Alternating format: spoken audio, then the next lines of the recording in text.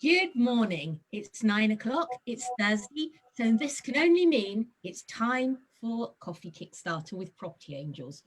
Now, Property Angels was founded by a former solicitor, a former accountant, and former police detective who saw the need to professionalise the industry. Using their knowledge, experience, and proven track record, they endeavour to guide, support, and help those new to property, providing practical knowledge, skills, and the tool set to enable them to thrive and achieve their potential in a safe environment. The Coffee Kickstarter series aims to inspire those both new and currently on their journey by sharing real-life stories, real-life roadmaps from coalface practitioners actually living and working in property rather than just talking about it. And today, we're delighted to have with us Garfield Reece. But first, we'd like to briefly introduce ourselves. So Sam, if you'd like to say a few words about yourself and our missing lovely angel, Sarah Smith. Thanks, Karen. So hi everyone, my name is Sam Beddoe. As Karen says, one of the property angels. I've got a couple of property companies. I have a serviced accommodation business and I have a development company, and that's Revive Holdings. So I've been involved in property probably about 6 years now. Prior to that, I was 23 years as a police detective. So quite a different way of working now to what I'm used to from the corporate or the public sector career.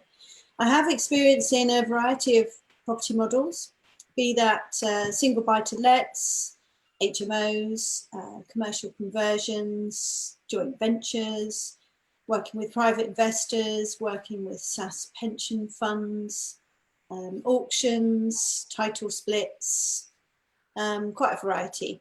And I've settled on development is my favoured property model now. So that's a little bit about me.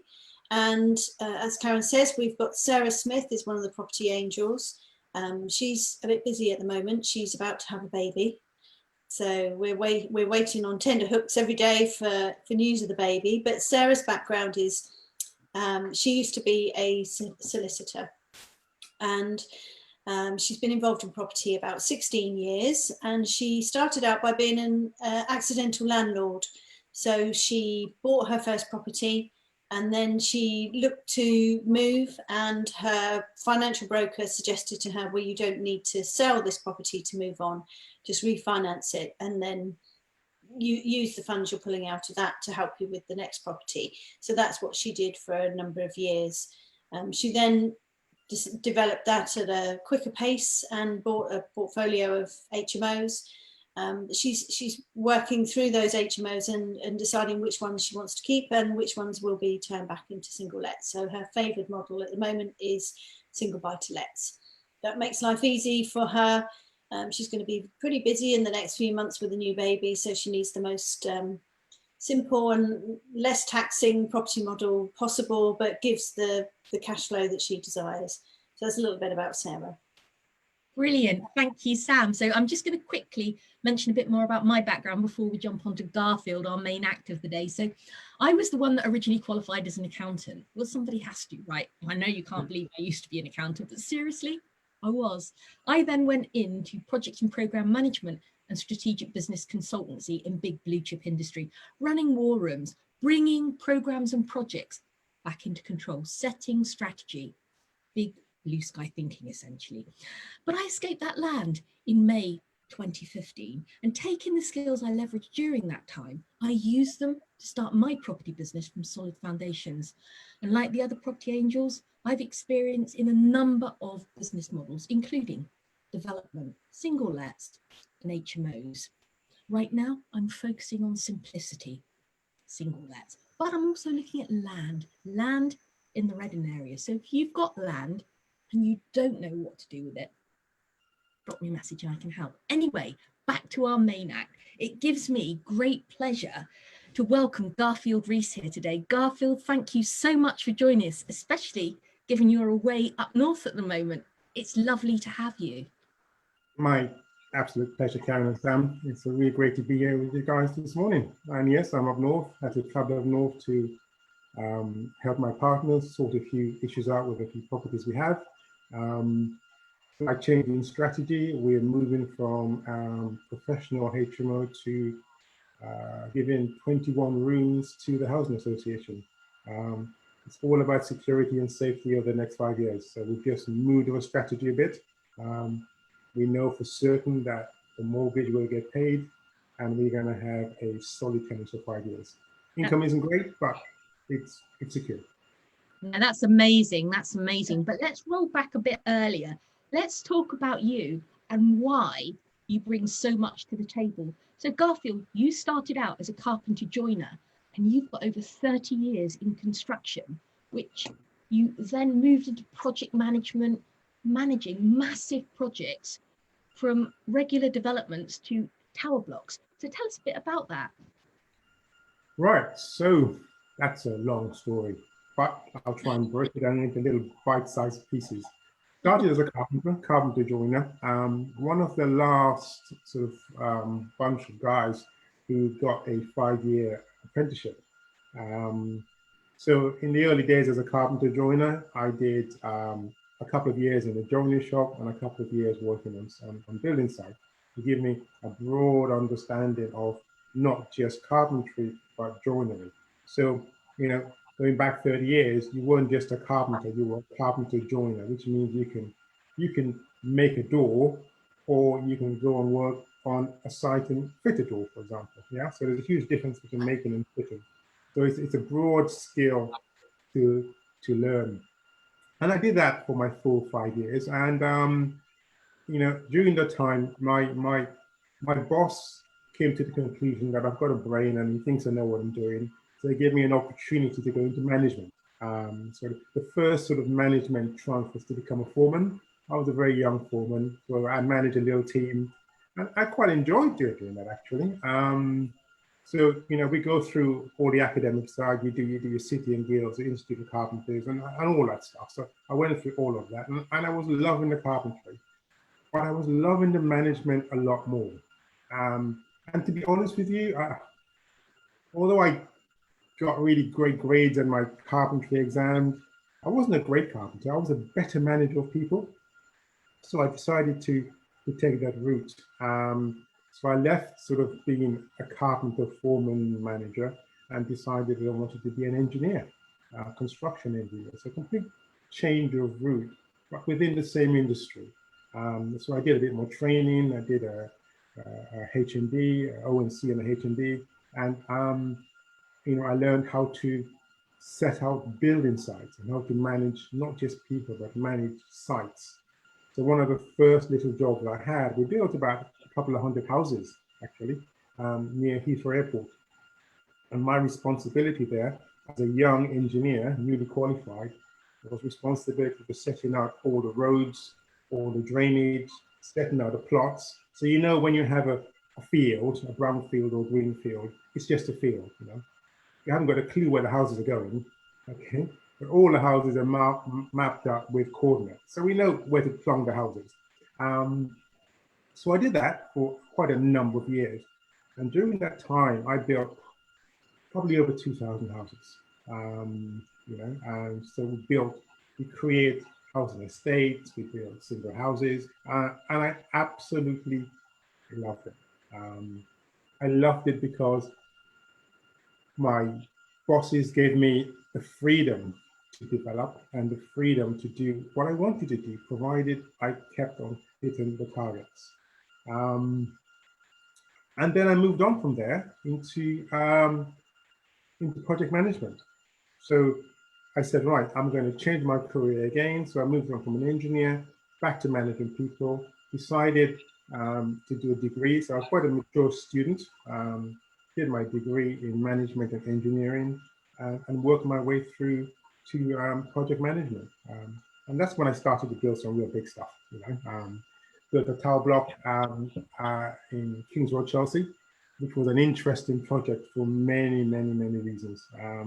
It absolutely pushed and tested my ability, not just with people, but with demanding clients. You know, you've got to build up a different persona of dealing with people, and you've got different types of psychology to deal with. I mean, for example, I'll never forget a time I told one client, I don't think we can do that. And he said, I don't want to hear that. I want to know how you can do it, and I want to know by tomorrow. And I'm like, shit, how are we going to do this? So you really start to change your mindset dealing with different clients. And I did that for about, must have been 15 years, project management, building car blocks, as well as commercial fit out. So within a commercial rent, you have buildings that have got different categories, A and B grade buildings. We did work for people like Macros Market, where we would go into a building that has been built. It's got no services, and we'll create sort of the dealer's desk and the boardrooms and the offices and putting all the ACs and stuff like that. So that was really great fun to do. That is brilliant. And I mean, what experience to gain as well. You know, it's fabulous experience to take into a property business. So when you decided to create your own business with your lovely wife, Anne, was it a big bang, or were you still doing like small projects in the background for other people as well? How did that start? I mean, I know that you did rent to rent, etc. to start with, but how did you transition over? What did it look like? What was the shape of it? Well, you know, life throws curveballs at us all the time. It's really when you are prepared to sit up and listen to what's happening. So for me, I mentioned we did a project for Microsoft earlier on. So we did this project for Microsoft, and the company I worked for made a huge profit. And I remember talking to my boss, and he said, "Well done, guys. Well done. Next year, I want you to make another 10% more than what you made." And I thought, why am I doing this? This is crazy. I've just literally killed myself for 3.5 months on this project, doing 24 hours a day with a team of people, and I pushed everyone to the limit, and that wasn't enough. So that was the first thought in my head. What am I doing? There is something wrong here. I'm making millions for someone.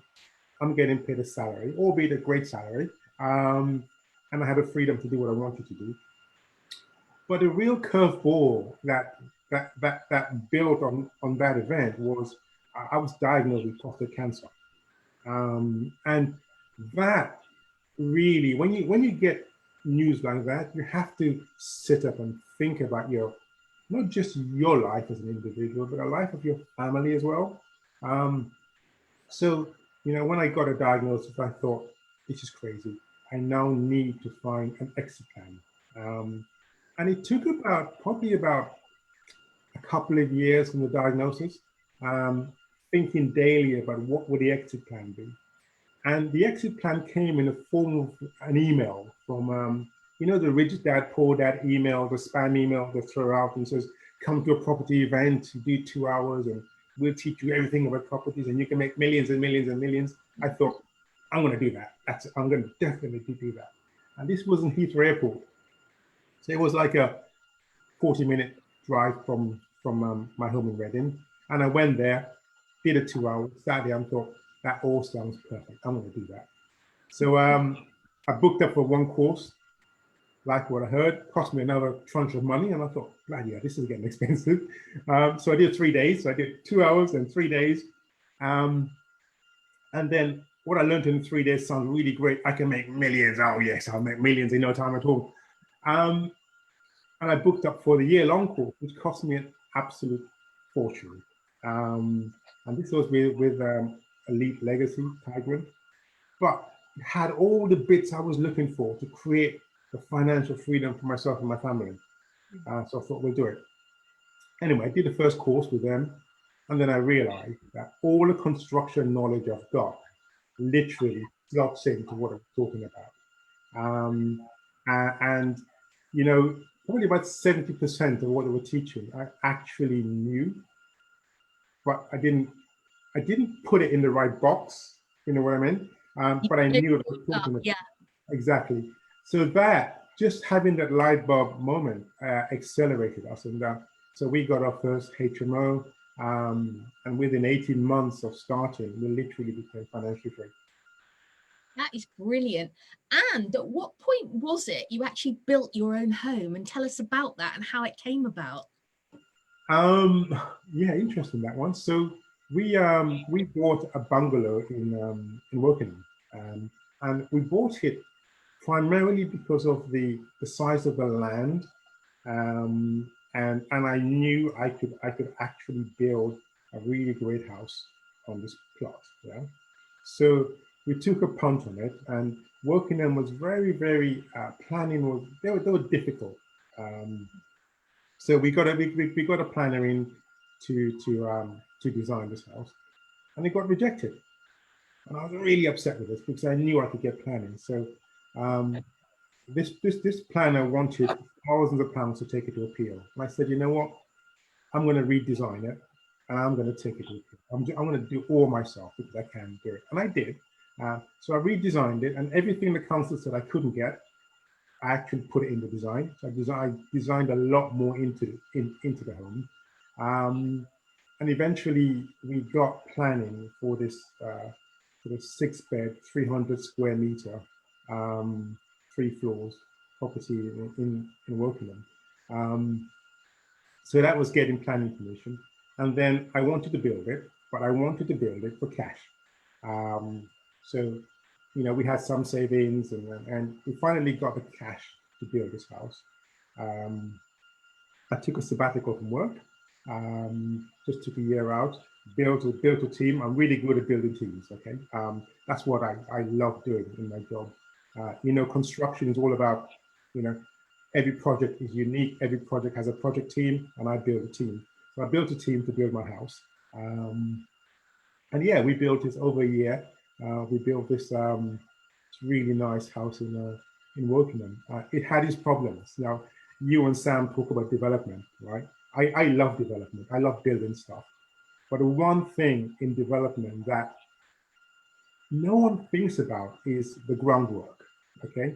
I am petrified of digging holes, especially in virgin ground. I am petrified.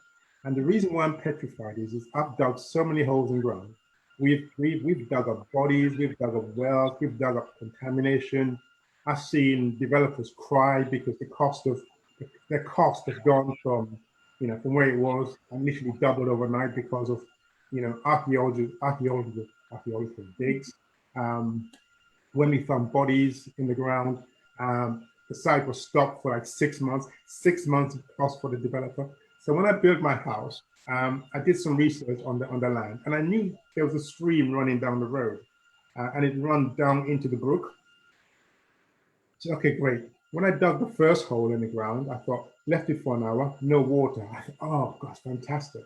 Went away, got a call from one of the guys who was digging the hole saying, Garfield, the trench is filling with water. My heart sunk because I knew it was going to cost me a lot of money. So I had to redesign the foundation. So it cost an extra 20-odd thousand pounds just in the ground. And by spending 20,000 pounds in the ground, I had to sharpen my pencil and sort of, did lots of value engineering on other things within the building. Things like the cornices. We didn't put cornices in because there was no funds for that. So it was exciting doing it, but digging holes in the ground is always a nightmare. Always a Can I nightmare. just pause you just one sec before you carry on? Garfield, that is an amazing share, and I'm so delighted that I've got you on speed dial as one of my mates, right? Because that is the whole point. It's knowing what you don't know and knowing who you can ask to plug the gap on what you don't know. So people like yourself who've been there, who've actually done it and have got years and years of experience on what to look for and actually how to solve the problem if something comes up. And, people are selling the dream of development being easy. It's not. You need people like yourself with that experience to help you through. That's brilliant, Garfield. Carry on telling us the story. It's really interesting. Yeah, so it took just over a year to build it, to build a property. We've been living in it now for over 10 years, I think. Yeah, it's really great. There's 4 of us in a 6-bedroom house. We don't actually need it, but it's there for the future. We can always sell it, downsize, and yeah, it's absolutely fantastic. And you've created phenomenal value as well for your family's overarching wealth by using your skills, by building it. And it's an amazing asset, like you say, and you could repurpose it if you wanted to, maybe even split it up. Absolutely, absolutely. It's designed in such a way. I design things, whenever I design a building, I always have a number of exits. So exits are really important. And it's not just a financial exit, it's the exit for the building itself.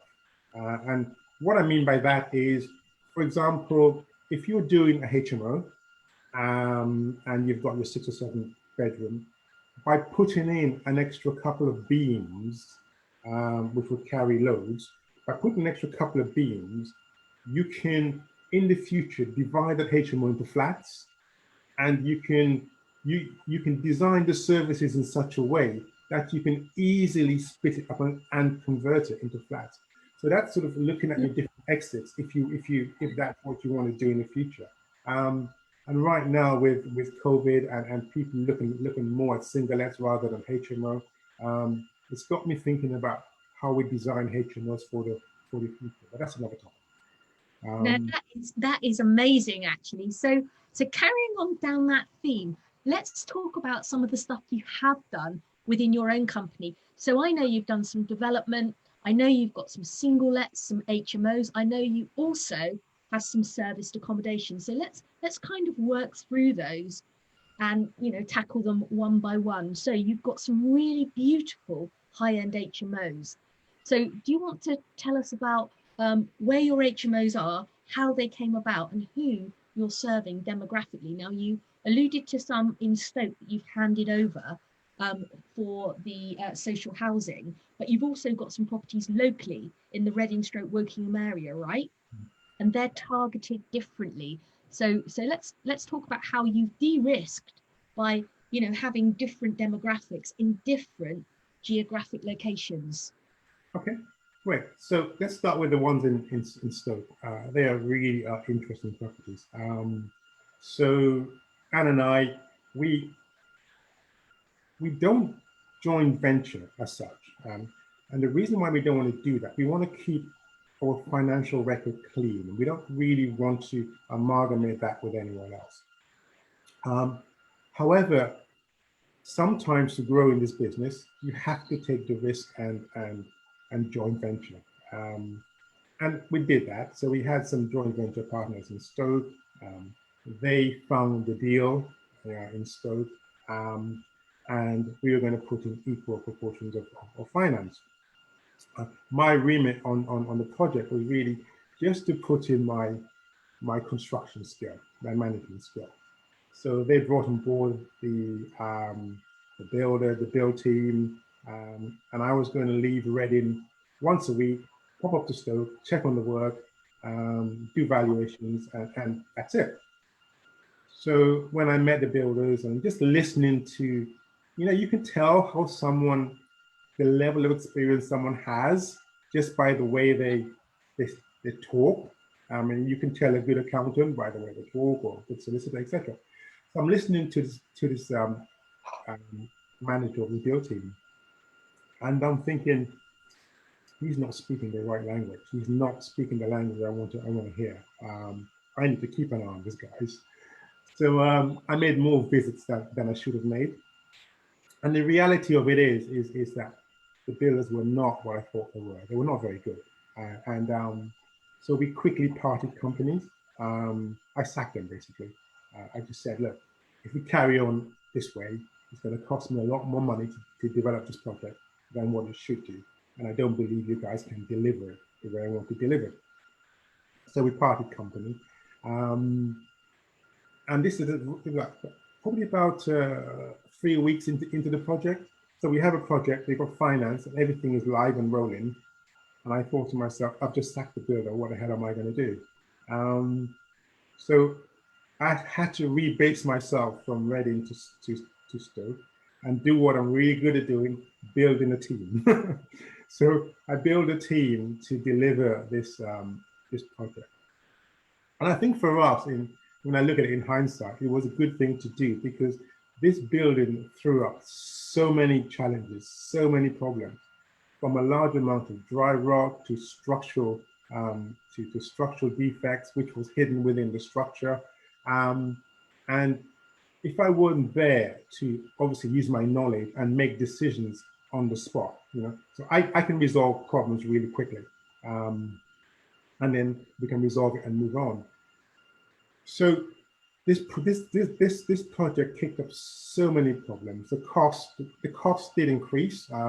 Our intention was not to spend as much as we spent. We spent over £300,000 on the actual refurb itself, but we got it done cheaper than what it would have been if we had a build team on board and all the variations that happened on site. And at the end, we got a fantastic product. And I redesigned it in a way that we have exits and we have minimum amount of maintenance. So I sacked the builder and I sacked the architect. We parted companies with the architect because I realized I could do a better long-term design of not just the structure itself, but all the electrical and all the heating. So that we design all of that so it works. Sort of lots of little things you put into a HMO that makes it convenient for a tenant. So that's the HMO in Stoke, and they're lovely rooms. I'm actually sat in one right now. They're lovely rooms. The house warning, right? Just jumping in at that point. If you hadn't been on point, and or if you'd been enticed into thinking, this building's really cheap, and you hadn't got that experience, you could have ended up with a huge loss. So it's a warning to people, make sure they're working with the right people when they're taking on projects like this. Yeah, absolutely. And it's all about, we have different level of due diligence, and part of your due diligence is your survey. I don't spend money on surveys unless I have to, unless I need to do it for insurance reasons, because I can do surveys myself. But you've got to get the right surveys in place, and there are different categories of surveys. There's structural surveys and there's sort of basic surveys, but you've got to get a right surveys in place. I mean, on this building, we got a structural engineer to do a survey of the whole building, and he got it wrong. And if I wasn't on the site, if I wasn't looking at all the drawings and looking at all the details, you'd have never known that he got it wrong, and someone could have died because he got it wrong. And fortunately for us, I know how a building works. I know how the structures work, and I knew he got it wrong. So having the right team with you, it's so important, and spending the money on the right team, because if you try to save a couple of grand, it's going to cost you thousands down the line, right? It's just a false economy. Okay, spend the money up front on your legal team and your build team and all your professionals. Now that's really useful, Garfield. So let's quickly drive now back down south, and let's talk about some of the HMOs you've got down south.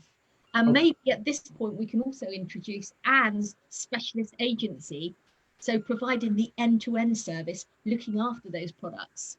Yeah. So in particular to Reading and Wokingham, we actually haven't got properties in Reading. We were actively looking about 2.5 years ago to buy in Reading, and the numbers were just not working. Prices were just going through the roof. And I decided I wasn't going to follow the crowd in Reading because the numbers were just too high. And that's the reason why we moved north. We have properties in London. We have HMOs in London and in Hayes, Middlesex. So Hayes, Middlesex, let's talk about that one. That is an awesome professional HMO. It's been, I reckon, for the last 5 years, we've probably been about 97% occupancy.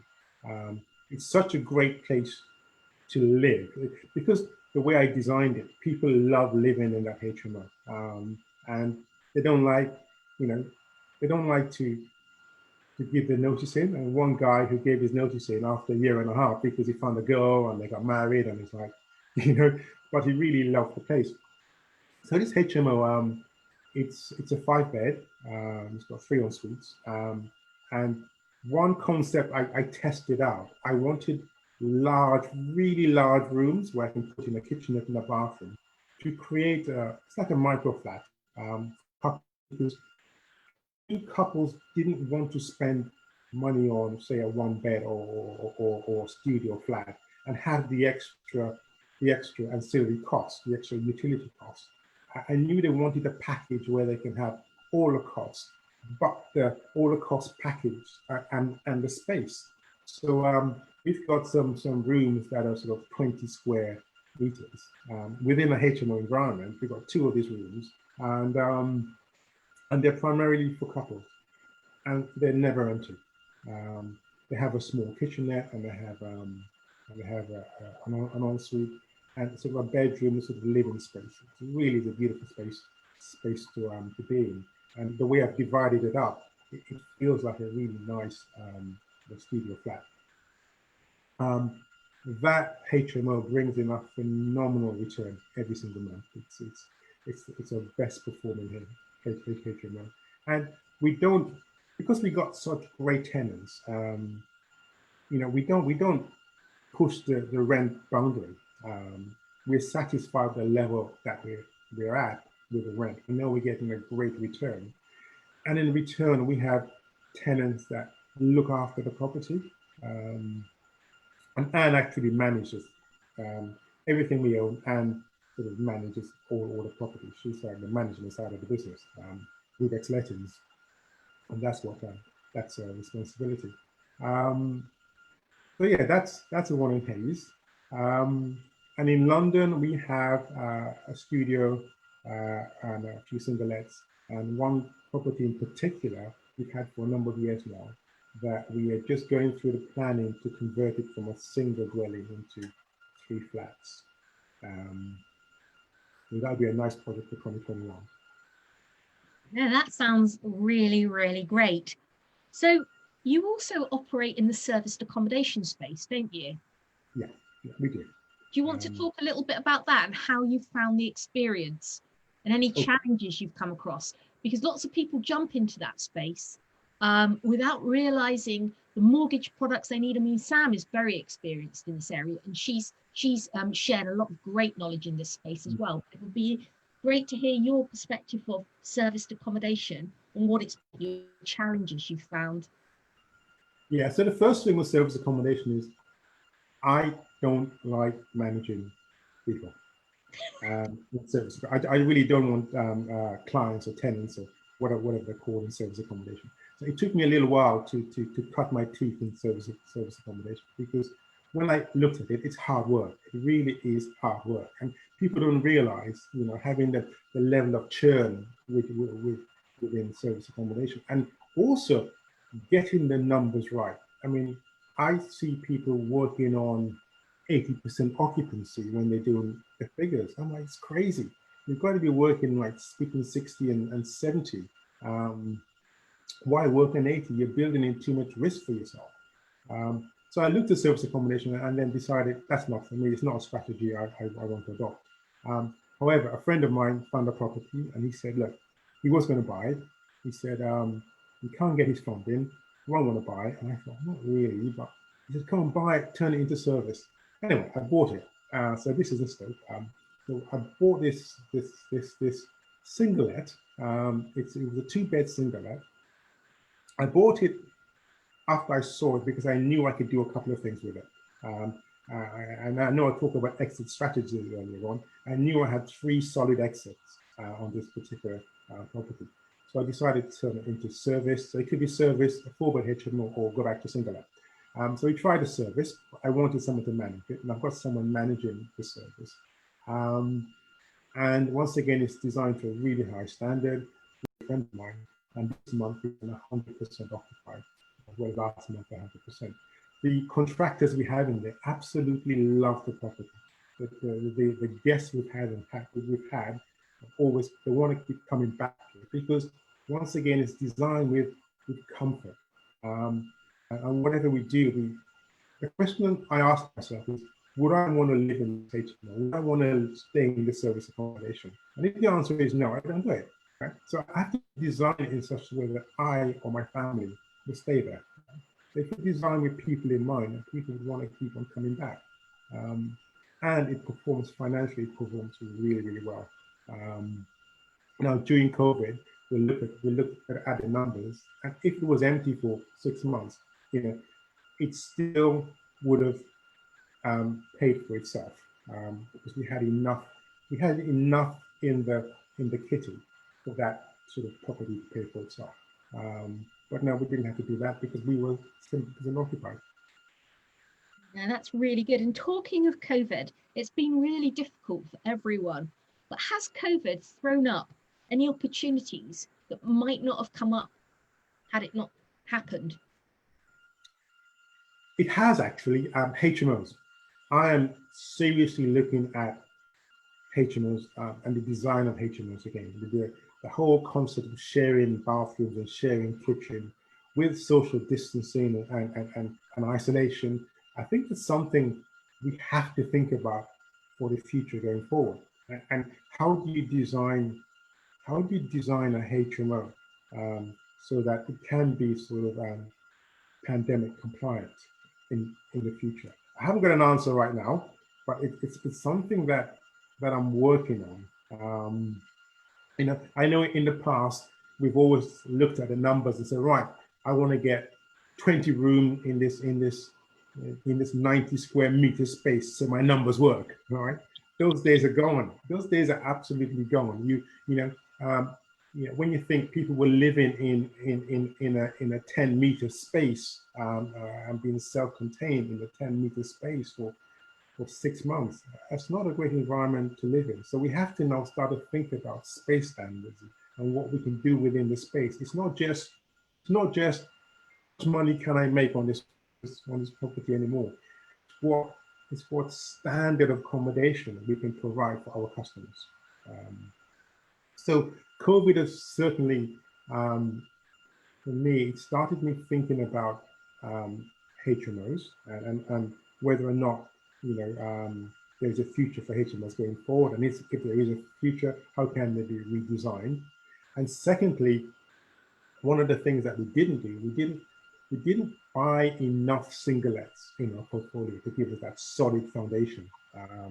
So now we're looking at singlets. Singlets are great. You set it and you leave it. You set it right, you leave it. You got one tenant in there for 10 years. Great. So we are reviewing what we're doing with those singlets, and we're looking to acquire a few more singlets. So that's the two great lessons for us from COVID. And the third one is we always believe in having a strong buffer within our business. What I mean by a buffer is the question we ask ourselves is, how long in the future can we keep paying our mortgage if our buildings are completely empty? And we have a 6-month buffer.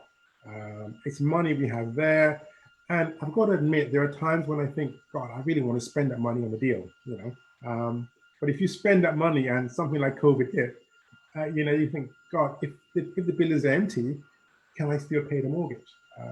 It's one of the things we didn't do. We didn't take a mortgage holiday because we knew we had enough working capital to keep on paying. So that's the 3 things we learned from COVID. No, those are really, really top lessons, and everyone should listen in. I was horrified by the number of people who were jumping on the payment holiday bandwagon in the first month.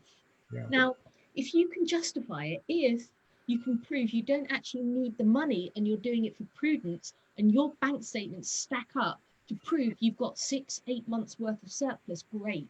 But if you can't even pay the first month without that payment holiday, what's that going to look like when you're applying for future finance? And what are the lenders going to think of you? It's a really hard lesson, and you're going to find it very hard to get finance. So it's funny, actually, you and I, Garfield, offline have spoken about Reading. Now, I didn't invest there initially either, because like you, the numbers didn't work at the time. However, I am actively buying in Reading right now because obviously there is opportunity and I'm looking at things differently. And I know you're starting to relook at some things there as well. So, we are both looking at single lets as well as it happens right now. So what I'd also like to ask you is, what does a typical day look like for you? Is there such a thing? Do you have like a routine, or is every day different? What does a day look like for you? That's such a good question. I remember the first couple of weeks when we became sort of financially free and we sort of gave up working. You know, the days were what, okay, what am I going to do today? I've got nothing to do today. What am I going to do? And you spend the time sort of just at home, not doing a lot, because you didn't have to go to work. We set this target, we hit the target, and oh shit, well, what are we going to do now?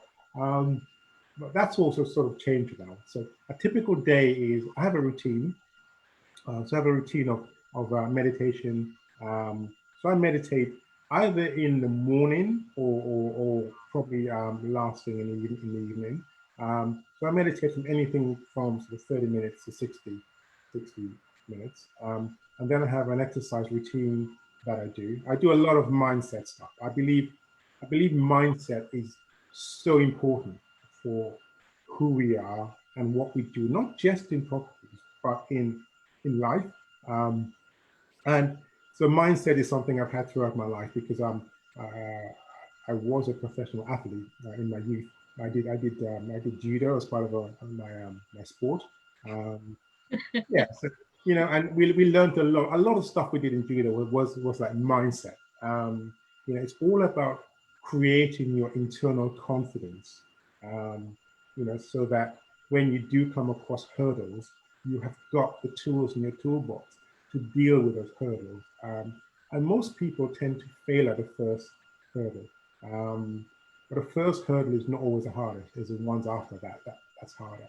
So I do a lot of mindset work, and I do that on a daily basis. So some of the fundamental things for me is discipline. I have to be, and I am self-disciplined, and Anne thinks I'm crazy, but I've always been self-disciplined, because it's proven to me over my lifespan that it makes you stronger. So what I mean by self-discipline, so at an early age, when all my friends started smoking, I took one puff of a cigarette and felt my body reject it. And I thought, this is not right. And I've never smoked. And I've got the discipline to say, no, this is not for me. So throughout my life, and even in properties, you've got to have that self-discipline to say, this deal, it could work, but there are too many risks. And I don't feel that is right for me. And having the discipline to walk away, especially where there's a possibility that, I could make some money on this. So it's meditation, exercise, and mindset. So I do that routine 3-4 times a week. And during COVID, I started doing a lot of walking. I quite enjoyed my walks. And then I fit in sort of work around that. I'm creating businesses. So we have our Rubex development, which is going to be starting to do development. I love development. People go into the development right at the start of the property journey. Crazy, because development is a long burning strategy. You get paid right at the end, but you need to keep living. You need money for your day-to-day bills. That's why you need to have all the other strategies before you go into development. So development is something that I'm seriously considering doing, and we are looking for projects. Difficult to find them in Reading, I know, but I am actively looking in Reading. I want to stay closer to home. I don't want to move too far from home now. I really want to stay closer to home. So yeah. No, that's brilliant. I mean, we've got a great community in Reading, which is lovely.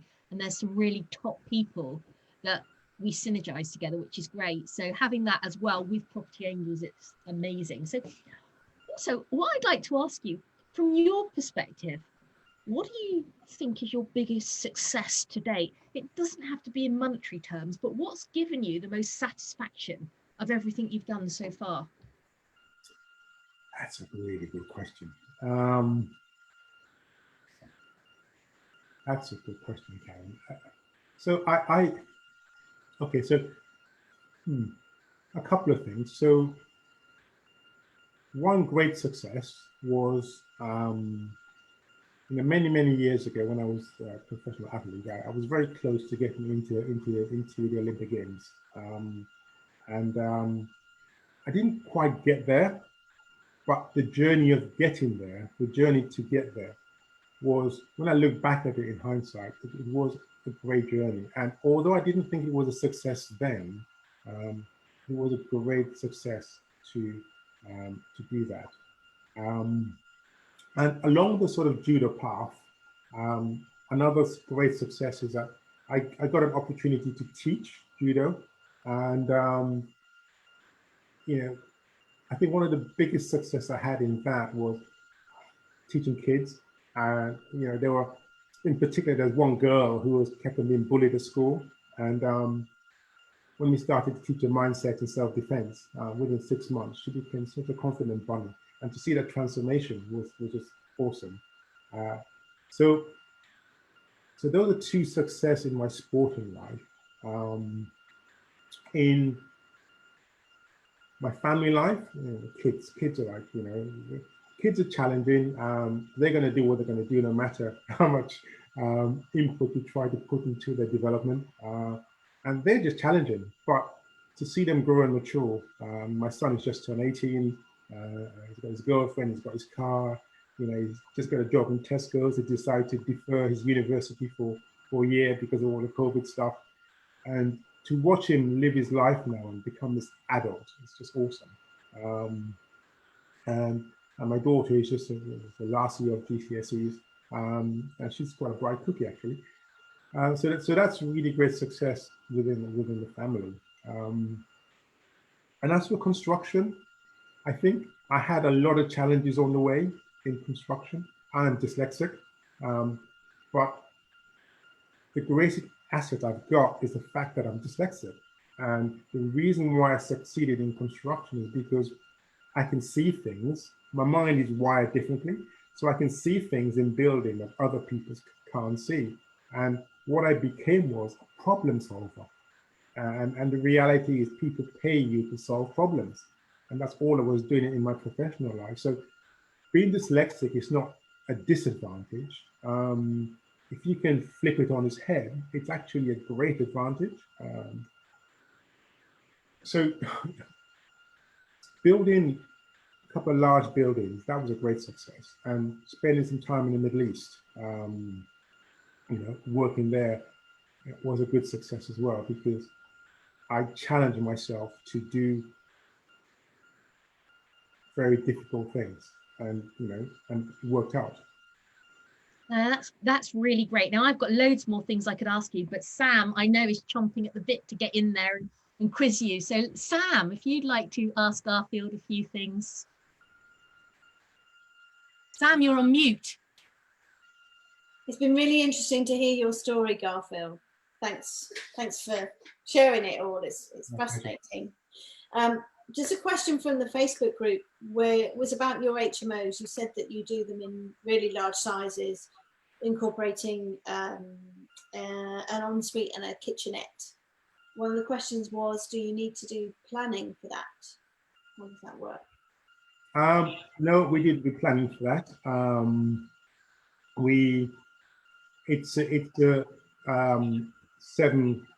It's a 5-bed, 7 occupancy HMO, so it's SUI, and we have SUI for that. Yeah. Okay, brilliant, thank you. Now, bearing in mind your extensive expertise in construction prior to you doing any training, what was the reason that you explored a variety of property models before you came back round to development being your main focus? So we build our strategies on 3 premises. The first one is financial freedom. And for us, financial freedom is the amount of money we need to pay for our lifestyle. Yeah. And then we look at financial security, which is just a little bit more money, and then financial opulence, which gives you enough money for you to reinvest if you want to do that. So if we went into development straight off from a standing start, we wouldn't have enough of the freedom money so that we can keep paying our mortgage. So we decided to build that freedom figure. So it doesn't matter what we do in development, because development, as I said, you get paid at the end. as a developer. Yeah, and I'm not going to sort of jeopardize my family lifestyle. You know, and so we decided that, you know, we need, the kids were very, very young. We wanted them to enjoy the lifestyle that we created for them and not compromising that. And that's the reason why we developed our financial freedom and financial security first. And now that we have that, we don't need to be paid now until right at the end. And that's the reason for going into development. So if a development project runs over time, or it doesn't bring in the lumps of money that we want, then we're still fine. And the other reason for doing that is, with development, you can make really great lumps of money, and with that lump, you can start to pay down some of our assets. Our long-term plan is to have a loan to value of 50-50. Okay, brilliant, thank you. From what you've said, it sounds like mindset is a really important part of your life, with what you're doing with meditation and looking after your body and things like that. So what would you recommend to anyone listening about how to enhance their mindset and make that really important factor to help them on their property journey? Okay, good question. Yes, I think one of the first things I would advise people to do is, and I know this can be very difficult for some people, because we all love the noise. There's lots of noise around us. There's noise in social media. There's so much noise around us. What I advise people to do is to take time out. And you might want to start with a few minutes or 5 minutes just to be quiet and listen to who you are. Listen to yourself. Listen to your internal voice. You know, it will tell you who you are, and it will start to tell you about where you should be going on your journey. Yeah, it starts to eliminate the noise. The reason why it's difficult to go into a quiet space by yourself is the noise is still there. It still keeps on coming in at a rapid rate. So what I advise people to do is to just let it come in and say thank you for that, and then just go back and just really be quiet, just breathe and listen to yourself, and keep doing that. Maybe do it 3-4 times a week, and then you'll start to build up that training of the muscle, that mind muscle to do. You might go from 5 minutes to 10 minutes to 20 minutes. But it's a very, very slow process. You know, so the trick is to eliminate as much of that noise out there. Is there any tools that you can recommend to help with that?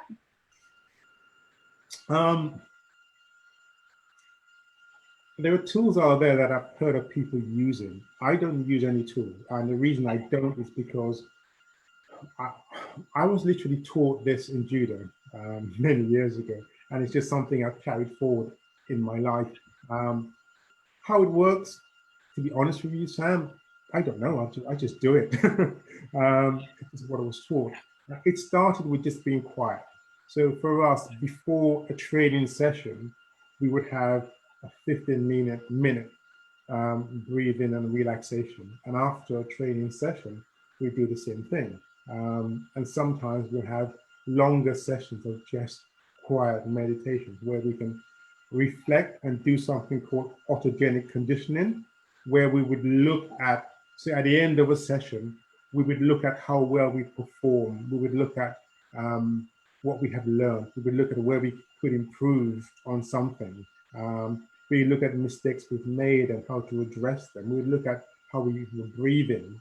We do all of that in this session at the end. We call autogenic conditioning. You can do the same thing in your life. At the end of the day, you can, you know, when the kids have gone to bed, whatever, you can just sit quietly without a TV, right? No TV, okay? And just reflect on your day, reflect on the decisions you made, and congratulate yourself for what you have done. And the things that you haven't done so well, say, okay, well, how can I improve on that? And have that internal talk with yourself. That has worked for me. Why it's worked, I don't know. It's just something I was taught, and I just took it on board. Sounds like almost doing a debrief with yourself at the end of the day. Yeah, definitely.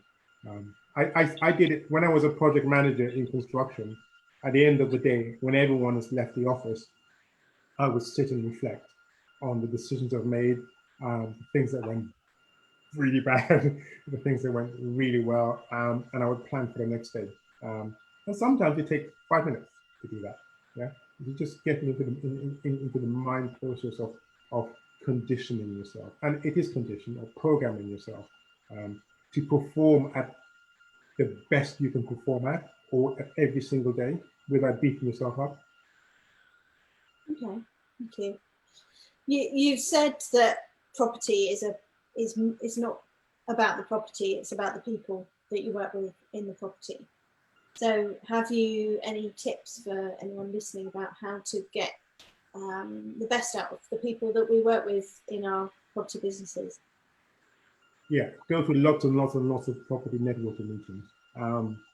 Talk to people. I am totally introverted, but I've trained myself, I've disciplined myself to talk to people.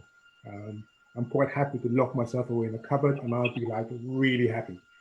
But I've disciplined myself to do presentations. I've disciplined myself to go to lots of property meetings and just talk to people.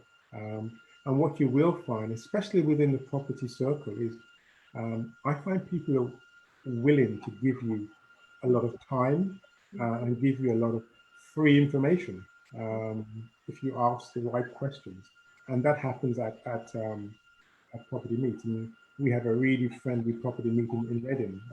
Sadly, it's online now because online is fine, but I love the environment and I do miss that environment. So yeah, just go and meet loads of property people. Brilliant. Thanks, Garfield. Really appreciate those questions. It's really useful for people listening as well. Karen? And Yeah, also, that has been amazing, Garfield. Absolutely fabulous. So if people want to know how to follow you, how to get in touch with you, etc., what's the best way for them to contact you to find out more?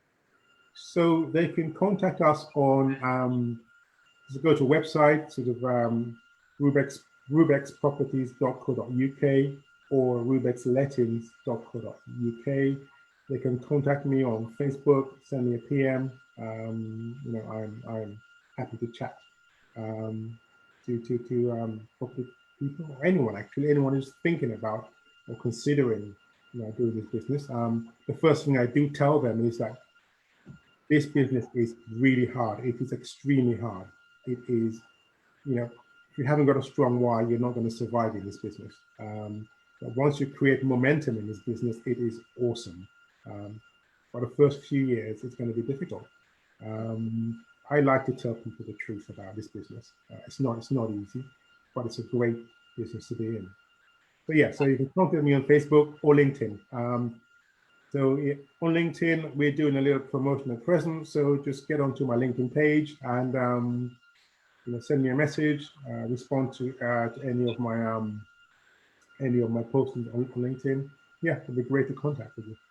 That's brilliant. And what I'll do, guys, is I'll drop some links in later on. I'm heading to the office in Castle Street, owned by a good friend of Garfield's and mine, where I'm hanging out the rest of the day after this. But I will drop some links in to contact Garfield at Rubex or via his LinkedIn profile. Garfield, this has been absolutely awesome. And thank you so much again for joining us today. My pleasure. Thank you, Sam. Thank you, Karen. Everyone for listening. Thank you. Right. Bye, everyone. Bye. Thank you. Bye.